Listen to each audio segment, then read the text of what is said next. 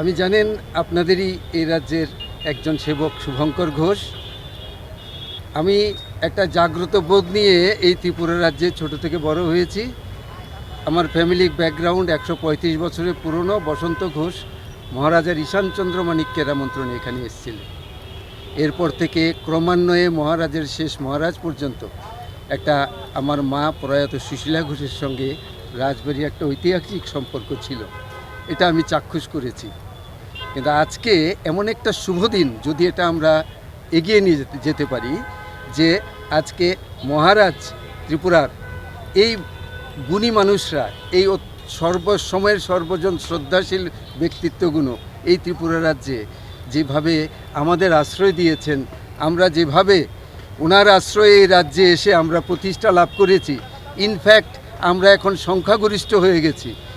এটা বিতর্কিত কথা হতে পারে, কিন্তু I am very much happy to state my opinion যে আজকে এই মহারাজের সমাধি কেন্দ্র এইগুলো এত অবহেলিত হয়ে আছে।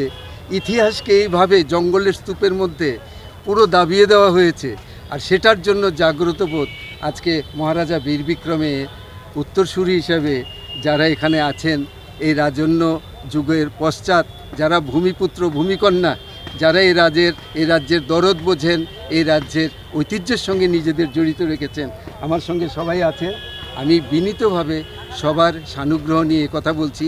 মহারাজের স্মৃতি আমি একজন সৈন্য হতে চাই, একজন সেবক হতে চাই, এবং আমি চাই এই ত্রিপুরা রাজ্যের রাজ্য সরকারের কাছে যে আপনারাও এগিয়ে আসুন, আপনারা রাজন্য স্মৃতিকে রক্ষা করুন, এবং এটা এমন একটা পীঠস্থান করুন যেই পীঠস্থান ত্রিপুরা রাজ্যের দর্শনের জন্য একটা অন্যতম খ্যাত হতে পারে।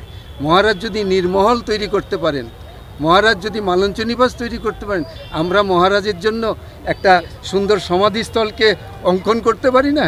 এইটুকু কৃতজ্ঞতা আমাদের নেই। আর একটি কথা, মহারাজরা ছিলেন অত্যন্ত সঙ্গীত পরায়ণ, অত্যন্ত শ্রদ্ধাশীল। ওনাদের নামে, বিশেষ করে মহারাজ বীর বিক্রমের নামে, আমি সেদিনও বলেছিলাম একটা বাৎসরিক সঙ্গীত প্রতিযোগিতা বাইরের শিল্পীদের যদি করানো হয়, সেটার মধ্যে অগ্রণী সেবক হিসাবে আমি একজন সামিল থাকব, এবং সুস্থ সংস্কৃতি এবং সৃজনশীল চিন্তাধারাতে মানুষ সকলেই সমবেত হন। সকলের কাছে on behalf of the people of Tripura, on behalf of the good mentality যারা আছে, তাদের জন্য আমি বলছি, I would cordially invite you, please come forward, এবং এরকম একটা কর্মযজ্ঞে সামিল হন।